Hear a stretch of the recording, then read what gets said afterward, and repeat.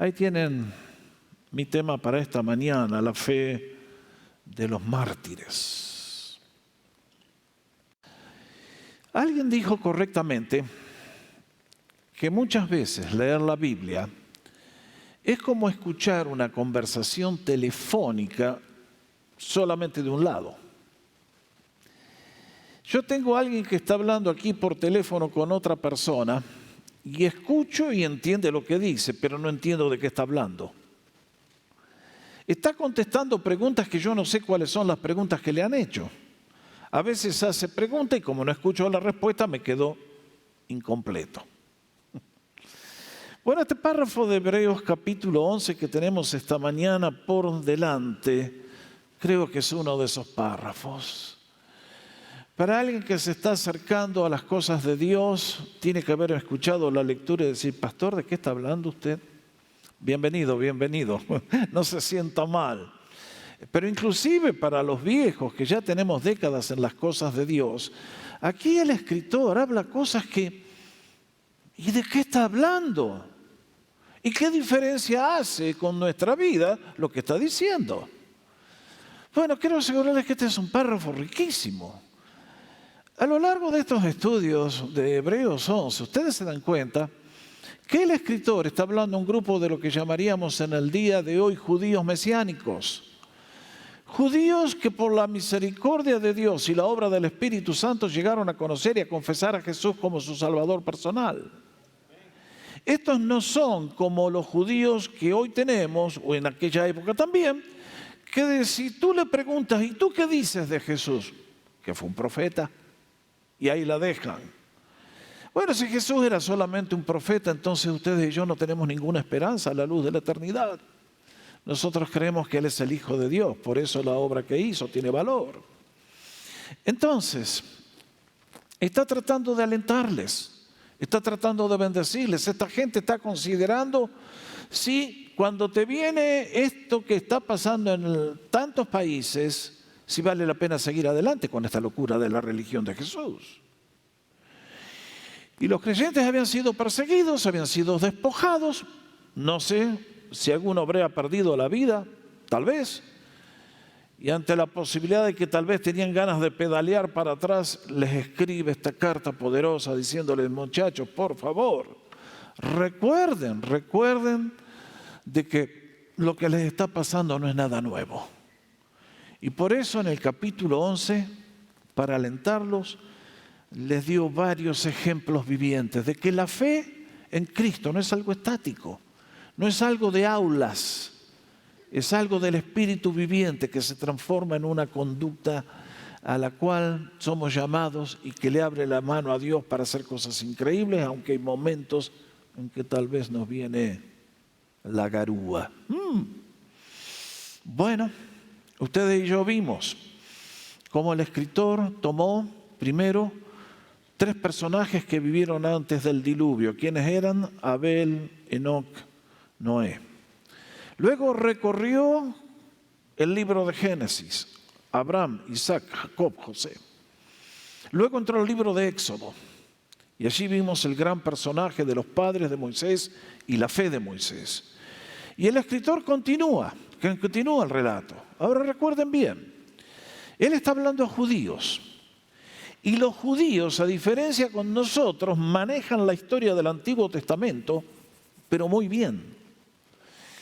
Cuando estaba en la universidad en Argentina, yo hice mi carrera universitaria en Argentina, fueron 4 años, soy profesor de historia, ahí la tiene. Y resulta de que en la primer materia, que era Historia Universal, había que justamente cubrir estos párrafos de la Biblia.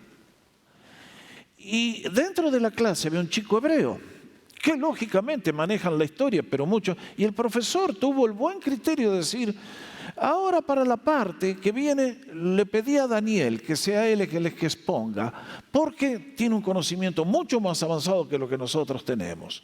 Sabio el profe.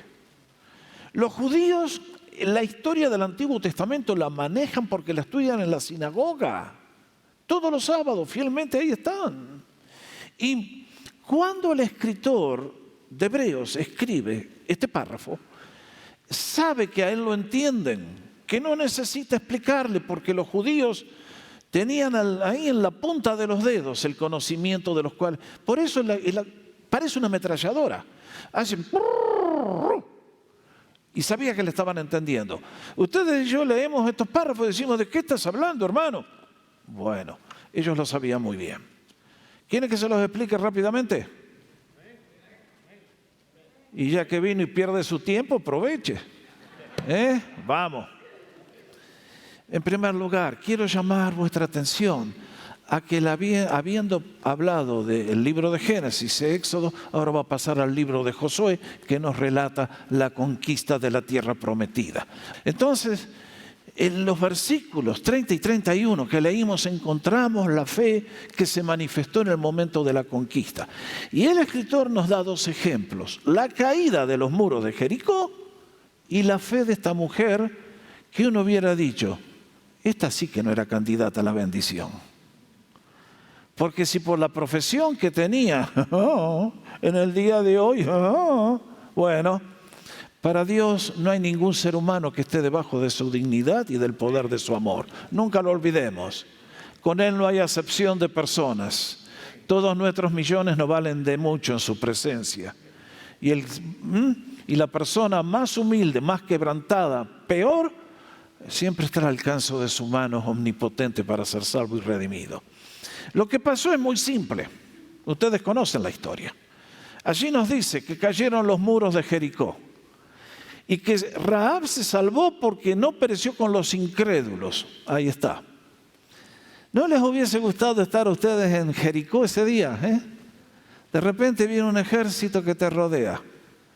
Y un día salen todos los pajarones estos a desfilar. ¡Tu!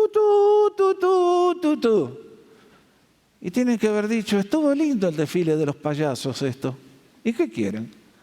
No tienen armas para conquistar una ciudad, no tienen ejército, no tienen catapultas, no tienen arrietes para empujar las puertas. Segundo día, está lindo, Y los incrédulos se deben haber empezado a reír diciendo, Y en el séptimo día, 7 vueltas. Pero lo que nunca se imaginaban es que Dios es un poquito creativo. Y que cuando sonaron las trompetas, los muros inexpugnables se hicieron escombros en una fracción de segundo. Así es el poder de nuestro Dios. Y los incrédulos perecieron y el pueblo de Dios triunfó. ¿Por qué? Por el poder de la fe. Porque nada es imposible para Dios. Y esta mujer que estaba condenada a morir en el juicio, se salvó, porque si leemos en Josué 2, le dijo, miren, Dios les va a entregar a ustedes esta ciudad. La tierra le pertenece a ustedes, yo me paso con ustedes, ¿me aceptan? Y recibió la promesa de que su vida y la de sus seres queridos sería respetada. Y así fue. Y como ustedes bien saben, Rahab, que tenía la profesión más deshonrosa, pasó a ser la tatarabuela del rey David y la del Señor Jesucristo, porque está en su genealogía. Eso les da una idea de quién es nuestro Dios y del poder que tiene la fe cuando lo obedecemos. Próxima transparencia. El autor corre el DVD y nos vamos al libro de los Jueces. Porque ahora Israel ya está en la tierra, se ha establecido, las tribus están. Y viene un periodo que duró 430 años, nos dice el apóstol Pablo, hablando en una sinagoga allá por Pisidia. ¿Y qué encontramos? Que el autor, si va a seguir, va a tener que escribir un libro muy largo, y por eso lo dice. Pero ¿qué más les voy a decir? Me faltaría el tiempo para contar de Gedeón, de Barak, de Samson. Ahí está. Noten bien. Como sabía que lo entendían, no puso los nombres de los héroes en orden cronológico. Porque sabía que las historias las manejaban bien. Al primero que mencionan es a Gedeón, Jueces 7. ¿Se acuerdan? Se vinieron los madianitas con un ejército a barrer de la faz de la tierra de Israel. 10.000 soldados con todos los armamentos. ¿Y cómo lo salvó Dios? con un grupo de 300 valientes que les dijo, pongan un jarro, una antorcha, y cuando yo les digo, rompan el jarro, que se vea la antorcha y griten, por Gedeón, ¡bum! Y tan grande fue la victoria que los madianitas se asustaron y se empezaron a cuchillar entre ellos. Así es el poder de Dios, 300 contra 10.000. Ese es el poder de Jesucristo. Y sigue diciendo, Barak, otro triunfo militar gigantesco. Y la dejaron de lado a Débora aquí, pero bueno. Samson, solo contra los filisteos. Les pegó una paliza más grande que... De Jefté. Esta es una historia triste. Porque Jefté fue un chico que nació fuera de matrimonio. Era un hijo natural, le decimos. Y los hermanos cuando fue creciendo le dijeron, bueno, acá no sos de la familia, andate de acá, no te queremos. Jefté se las arregló solo, fue creciendo, llegó a ser un líder militar y un día que estaban con el agua hasta acá, a la nación hebrea por su pecado, le dijeron, Jefté, volvé, Jefté. Y Jefté volvió y logró una victoria aplastante sobre los enemigos de Dios. Y por eso ahora pasa a David, que es el segundo de los reyes, y después va a pasar a Samuel, que es el último de los jueces. Y uno dice, muy bien, lindo. Para la mente hebrea, todos estos nombres traían recuerdos de victorias por el poder de la fe. Y ahora vienen los párrafos interesantes. Yo los puse aquí, así, uno arriba del otro, para que puedan ver exactamente de quiénes está hablando el autor. Yo voy a llenar los espacios que el autor no nos da. Noten bien, próxima transparencia, vamos a hablar de la fe de los profetas y los mártires. Cubre los versículos 33 al 38. Comenzamos. Por la fe, estos conquistaron reinos. ¿Quién fue ese? David. David tomó a la nación cuando estaba al punto de la extinción y la convirtió en el imperio más grande de sus días. Todo por el poder de la fe. ¿Quiénes hicieron justicia? Lean lo que dicen de David en 2 Samuel 8:15. Nos dice que gobernó al pueblo con justicia y su reino fue un reino de respeto, no como el de Saúl, que era la dictadura. Alcanzaron promesas, taparon bocas de leones. ¿Quién pudo haber sido este sino Daniel? ¿Se acuerdan? A Daniel fue agasajado por el club de leones. Ahí está. Lo mandaron a que sea lunch de los leones hambrientos. Dios cerró la boca de los leones y Daniel salió por el poder de la fe y la obediencia a Dios ileso. Y cuando los que lo condenaron, los que lo mandaron, fueron echados, vamos a pasar a la próxima. Próxima transparencia. Sofocaron la violencia del fuego. ¿Quiénes son estos? Ustedes conocen Daniel capítulo 3. Los 3 compañeros de Daniel, Sadrach, Mesac, Abednego, por la fe en Jehová, prefirieron ser echados en el horno y el Señor vino al horno con ellos y salieron del horno sin que tuvieran olor a quemado. Y el ídolo de Nabucodonosor demostró lo que era, que no servía para nada. Seguimos. Escaparon el filo de la espada. Ustedes y yo que estudiamos la vida de Elías, pueden leer Eliseo, ahí tienen las referencias. Tenían sentencia de muerte, lo estaban buscando para matarlos, no pudieron y triunfaron ellos. Sacaron fuerzas de debilidad. Lea la historia de Ezequías, el rey de la nación. Que Dios le dice, vas a morir, Ezequías, pero pon tu casa en orden. Y Ezequías se echó en la presencia de Dios. Y Dios le dijo, está bien, Ezequías, te escuché, vas a vivir y vas a tener un hijo.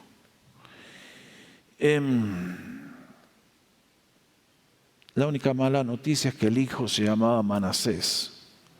Y ya lo vamos a ver. Se hicieron poderosos en batalla y pusieron en fuga los ejércitos de los extranjeros. Lea el relato de 2 Crónicas 20, lo que Josafat hizo, que fue invadido el reino y convocó a toda la nación, a Israel, allí a Jerusalén, al templo. Y todas las familias estaban presentes, desde los mayores hasta los niños. Y comenzaron a alabar. Y cuando comenzaron a alabar, Dios sembró el caos en el ejército extranjero, Israel fue libre. Vamos a la próxima. Unos fueron torturados sin aceptar ser rescatados para obtener una mejor resurrección. Otros recibieron pruebas de burlas y de azotes, además de cadenas y cárcel. Aquí le pongo dos. A la hora de las burlas, a Micaías le tocó, pobrecito. Si quiere buscar un sermón que yo di años atrás, se busca profeta mentiroso. Esa es la historia de Micaías. ¿Se acuerdan de Acab? Cuando estudiamos la vida de Elías, uno de los peores reyes en la historia de Israel. Tenía que ir a una batalla y tenía que ir con el vecino del sur que tenía fe en Jehová. Y le dice, che, ¿no hay algún profeta acá que nos pueda traer palabra del Señor? Acab era un endemoniado, servía a los Baales y trajo a sus profetas, 400 de ellos que le decían, vaya rey, vaya rey, vaya rey, que va a ganar la batalla. Y el rey de Israel, que sospechaba que estos eran unos que lo único que querían era cobrar el sueldo, le dice, che, pero acá no hay algún profeta del Señor que traiga la palabra. Sí, dice, hay uno, pero yo no lo quiero porque siempre me profetiza en contra. Le suena conocido a usted, ¿no? Qué lindo que es tener un profeta que te palmea la espalda y te dice, dale, que eso es una maravilla. No hay otro como vos en el mundo. Hacé todo lo que quieras, que Dios está contigo. Y llegó Micaías y le dijo, rey, vaya a la batalla, que gana, vamos, métale, rey. Y el rey se dio cuenta que le estaban tomando el pelo. Le dijo, Micaías, yo ya no te dije que no quiero que te burles de mí. Y le dice, bueno, ¿qué quiere? ¿Que le diga la verdad o que lo consuele? Veía el Espíritu de Dios que me mostró que usted va a morir en la batalla. Y al pueblo de Israel desparramado por los montes huyendo como conejos. Entonces al rey no le gustó el mensaje. Y dijo, agarren al profeta y métanlo en la cárcel y denle pan y agua de miseria hasta que yo vuelva. Y Micaías le dijo, rey, no se preocupe, que usted no va a volver. Porque si usted vuelve, entonces yo no soy profeta del Señor. ¿Quién creen que ganó? Micaías. Aunque en el momento le tocó ir a parar con los huesos a la cárcel y comer la dieta de los mejores hoteles de la ciudad. Claro. Y si ustedes leen la historia de Jeremías, a Jeremías le tocó ministrar en un tiempo ya de desintegración nacional, cuando el pueblo de Judá se había hecho tan idólatra que no quedó más remedio que pasarlos a degüello. Esto es serio. Miren, muchachos, chicas, Dios perdona muchos pecados, pero la idolatría no, No. Al que seas idólatra se está buscando que le cuerten, Si usted es uno de esos que un día se arrodilló delante de las creaciones humanas, hoy le diría, vuelva arrepentido urgente a pedir perdón, porque Dios está en contra suya de manera fulminante. No lo olvide. La idolatría es un acto de adoración a Satanás. No lo olvide. Dios es Dios. Y en este caso Jeremías les dice con la palabra de Dios, pásense al rey de Babilonia que les va a perdonar la vida porque la ciudad va a ser arrasada. Y entonces aquí salieron los del Evangelio de la Prosperidad. A decir, somos el pueblo de Dios, somos el pueblo escogido, todo está bien, esta ciudad va a prosperar. Y a Jeremías lo tomaron. La primera vez le dieron los azotes y lo metieron a la cárcel. La segunda vez lo metieron, ¿se acuerdan? Acá hay mucha gente joven que nunca vio esto y no va a saber de lo que estoy hablando. Pero ustedes y yo que nacimos en el año 40 a.C., ¿se acuerdan en nuestras casas que teníamos los aljibes? Aljibes le decían, un pozo para sacar el agua. Que bajaban el balde con una... Lo encerraron en uno de esos a Jeremías. Y si leen la Biblia van a ver que dice, no había agua sino barro. ¿A usted le gustaría estar en ese lugar? No sé. Yo me pongo a pensar y me vuelvo loco de solamente pensarlo. Y ahí tuvo que ir a parar Jeremías por ser fiel al mensaje del Señor. Y sigue el autor. Vamos a la próxima. Fueron apedreados, aserrados. ¿A usted le gustaría morir así? Así murió Isaías. Este profeta que tenemos, uno de los libros más hermosos de la Biblia, como les dije, después de aquel rey noble, piadoso que se llamó Ezequías, que le dijo, Señor, perdóname, dame la vida, extiéndeme, nació Manasés. Y Manasés fue un pérfido como no hubo otro. Y mandó que a Isaías lo envuelvan con una corteza de árbol y... Tremendo. Puestos a prueba, muertos, espada. Y en el próximo párrafo, anduvieron de un lado para otro, cubiertos de pieles de ovejas y de cabras. No es porque no podían ir a París a comprar, sino que no tenían ni plata para vestirse. ¿Por qué? Por la persecución que tuvieron. Pobres, angustiados, maltratados. Y marque la próxima frase: el mundo no era digno de ellos.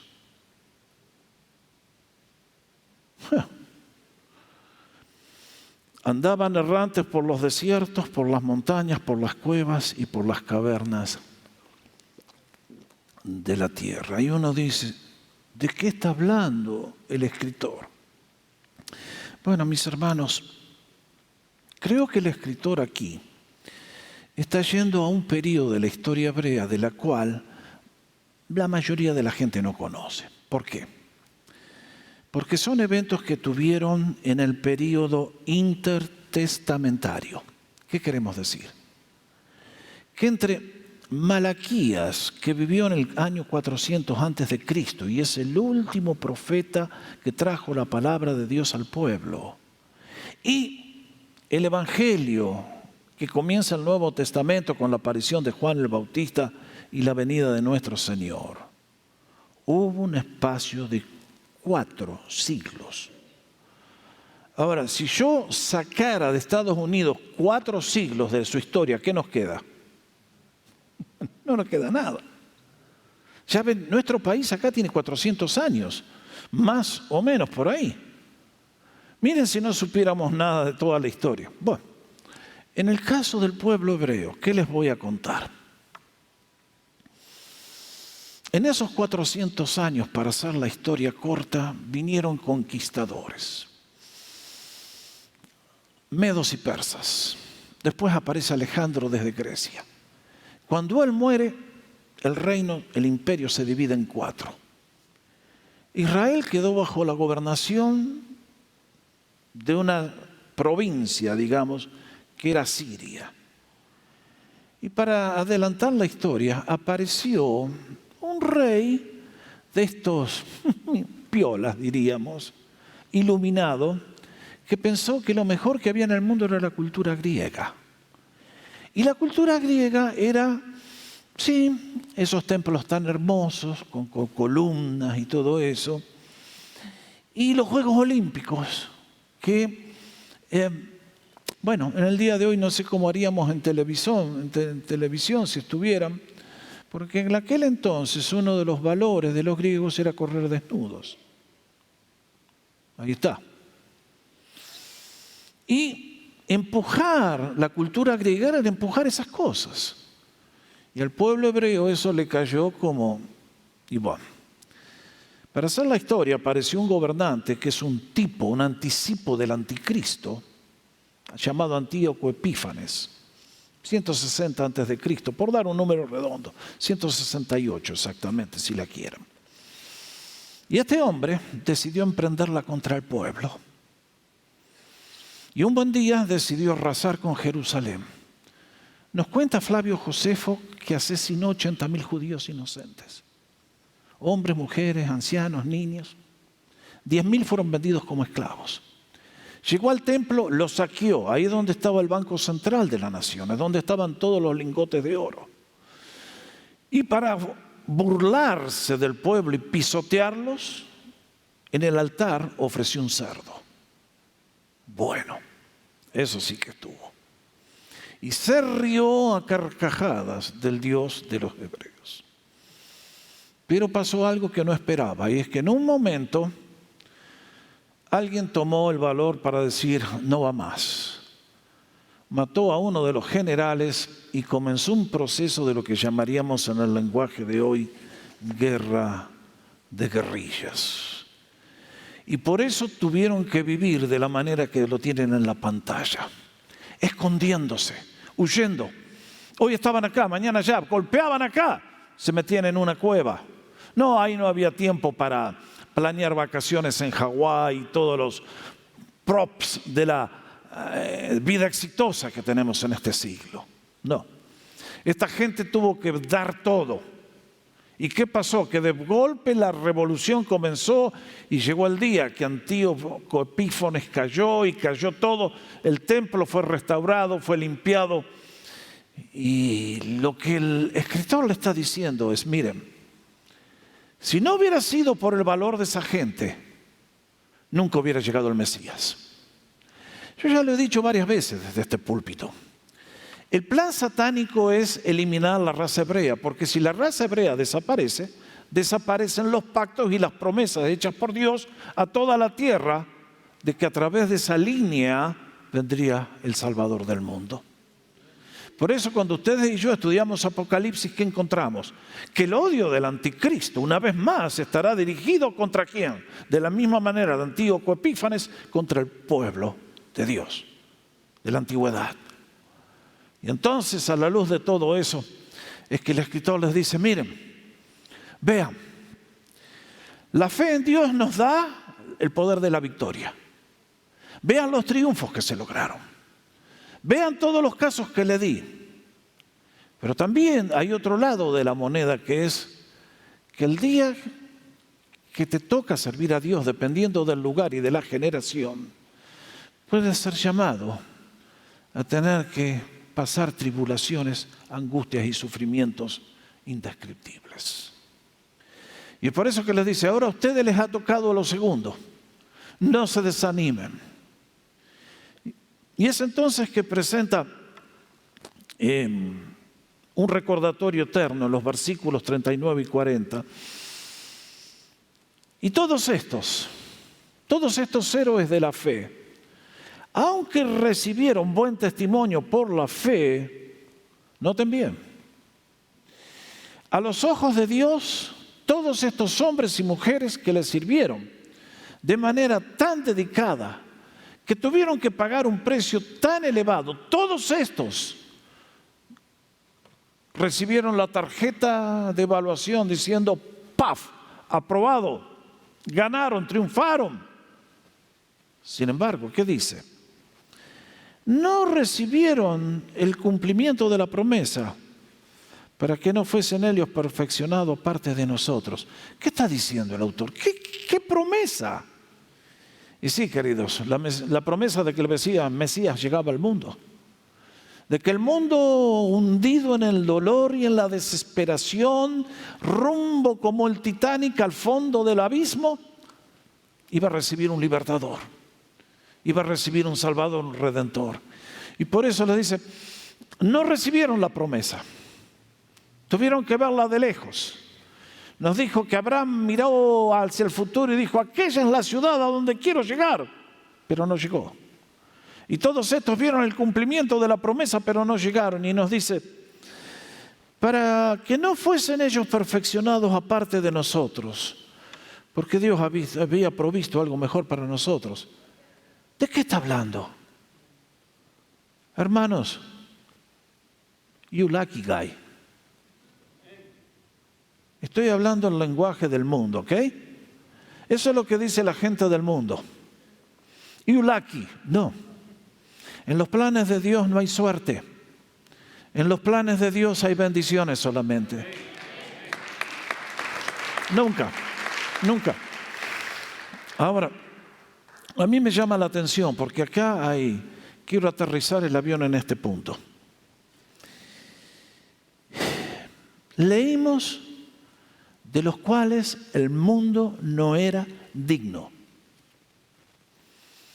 Ustedes y yo estamos viviendo en este mundo. Todos los días se nos recuerda que hay personas exitosas, gloriosas, detrás de los cuales van los medios masivos de comunicación. Son personas que por su estilo de vida mueven millones. Y la gente los aplaude y dice, estos son los exitosos, estos son aquellos que son dignos de ser imitados. Dios evalúa distinto. Dice, el mundo no era digno de estos hombres y mujeres que andaban por las cavernas de la tierra vestidos con cueros de oveja, porque habían entendido que esta vida es apenas el ensayo. La obra llega del otro lado de la eternidad. Esto es el entrenamiento de lunes a sábado. El partido se juega en la presencia de Dios.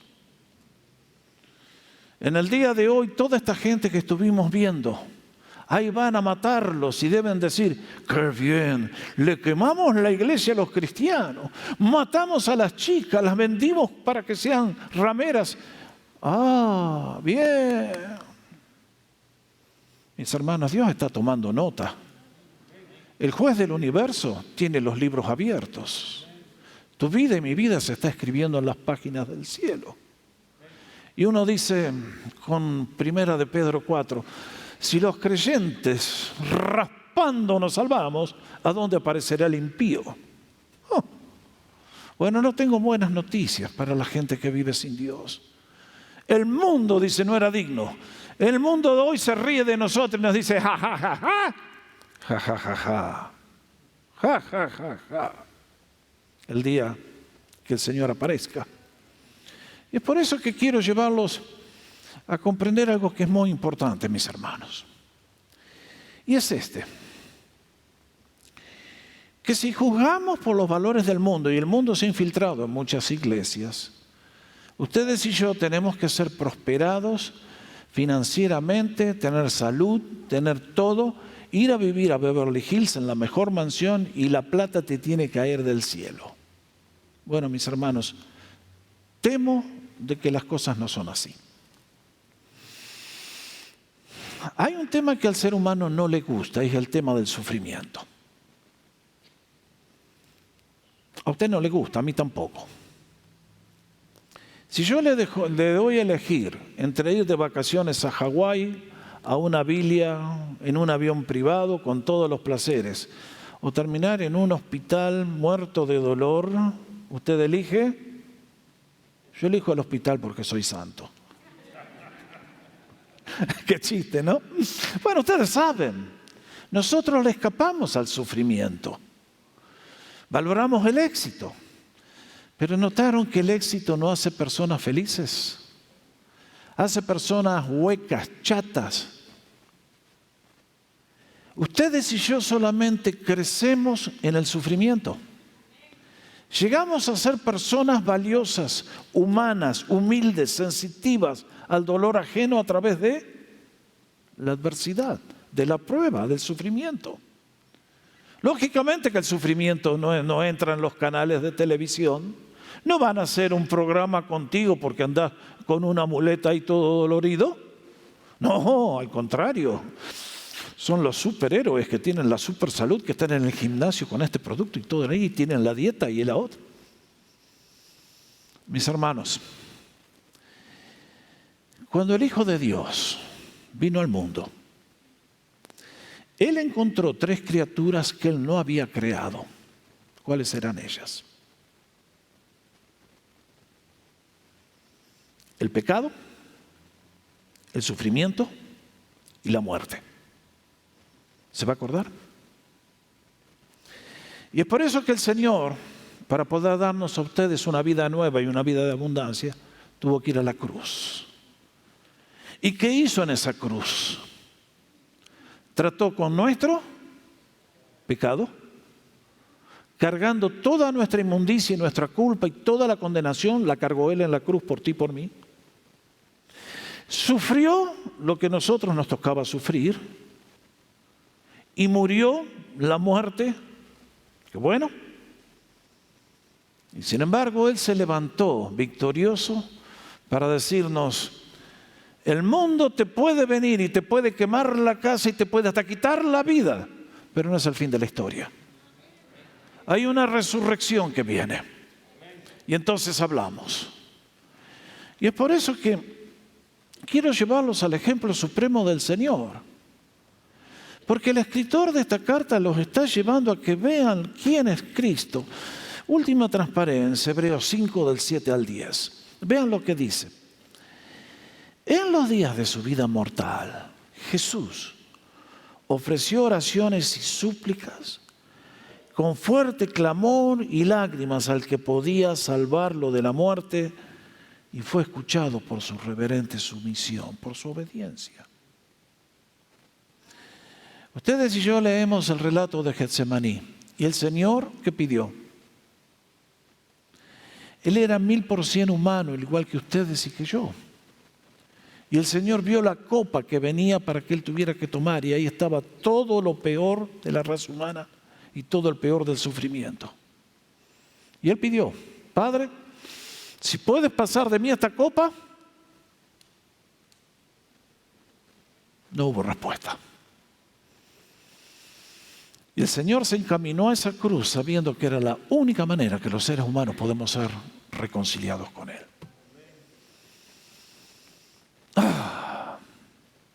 ¡Qué valor! ¡Qué valentía! ¡Qué amor! Por eso la cruz es el corazón de nuestra fe. Sin la cruz no tenemos evangelio. Por eso en estos días de Navidad tenemos que saltar a Cristo. Porque Él, como el Hijo de Dios, pudo tratar con estos 3 problemas que tú y yo no podemos. Y porque Él triunfó, nosotros tenemos victoria. Y noten bien lo que dice: aunque era hijo, mediante el sufrimiento aprendió a obedecer. ¿Cómo es esto?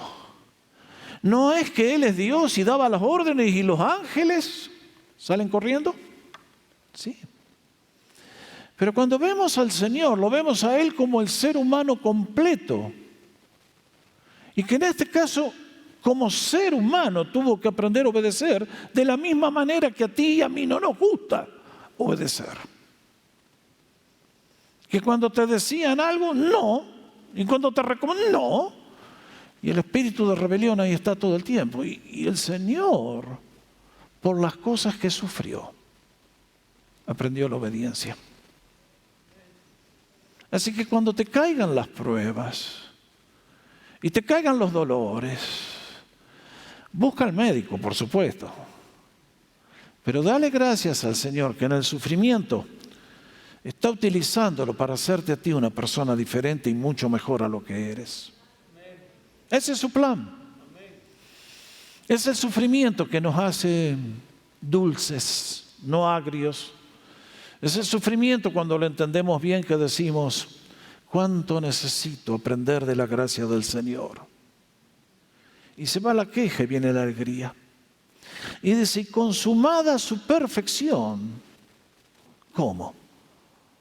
Claro, como humano. Por eso continuamente le va a decir varias veces: vamos con confianza plena cuando estemos en medio de los peores problemas al Hijo de Dios, porque Él se puede compadecer de cada uno de nosotros. Esa es la perfección del Señor, que Él llegó a ser 1000% uno de nosotros. Y por eso cuando tú y yo batallamos con los problemas y las tentaciones, el Señor nos escucha y nos entiende. Y nos extiende su mano milagrosa. Llegó a ser autor de salvación eterna para todos los que le obedecen. Mis hermanos, los héroes de la fe triunfaron por la fe y la manifestaron en obediencia. Y Dios lo nombró sumo sacerdote según el orden eterno de Melquisedec. Note bien, al Señor cuando murió en la cruz no se le acabó el trabajo. resucitó y hoy, al igual que el sumo sacerdote de la antigüedad, está intercediendo por ti y por mí.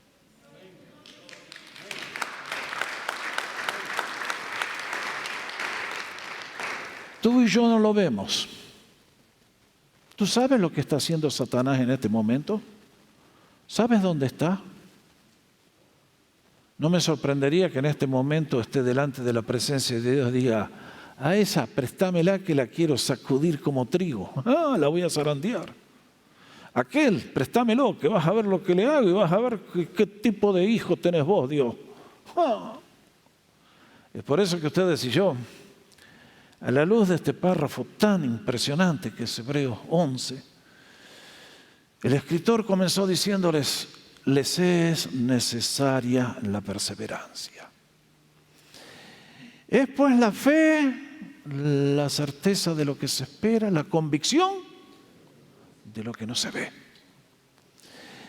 Es pues necesario que los que se acercan a Dios crean que Él existe y que recompensa a quienes le buscan sinceramente. ¿Se dan cuenta cómo encajan todas las piezas del rompecabezas? El escritor está diciéndole: damas y caballeros, a ustedes de Comunidad de las Américas les digo esto. Eso lo dice el escritor de la Carta a los Hebreos. Les ha tocado vivir en un tiempo de la historia y en un país donde tenían libertad completa de culto, donde por ser cristianos no les costó absolutamente nada.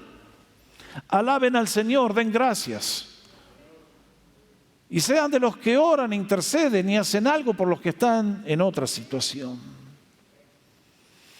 Pero también a todos los que les toca padecer por el nombre de Jesús, sepan, como dice Primera de Pedro capítulo 1, que vuestra fe, que es mucho más preciosa que el oro, el cual se purifica mediante el fuego, así también vuestra fe se está purificando por medio de estos sufrimientos para que sea hallada en gloria, honra, el día que Jesucristo aparezca. Mis hermanos, anímense. El fin de la historia no ha llegado todavía, pero va a llegar y Cristo va a reinar. Y ese día aquellos que son indignos del mundo, de los cuales el mundo no era digno, ese día vamos a ser reyes y sacerdotes en la presencia del Dios viviente.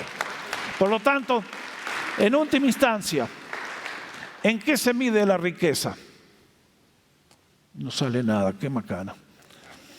No se mide por esto, se mide por la fe. Porque la fe es la que te da un Dios vivo, poderoso, omnipotente, que lo ves y decís: vamos para adelante, los muros de Jericó. ¿Y qué son los muros de Jericó? Vamos en el nombre de Jesús.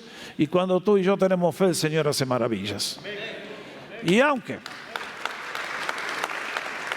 por un tiempo nos toque sufrir, sabemos que las cosas de este mundo son de este mundo y acá se termina, pero las cosas que son eternas son para todos los siglos que vienen. Por lo tanto, ánimo mis valientes, Dios está con nosotros, que el poder de la fe nos eleve por sobre las vicisitudes y las pruebas y las enfermedades y los malos momentos.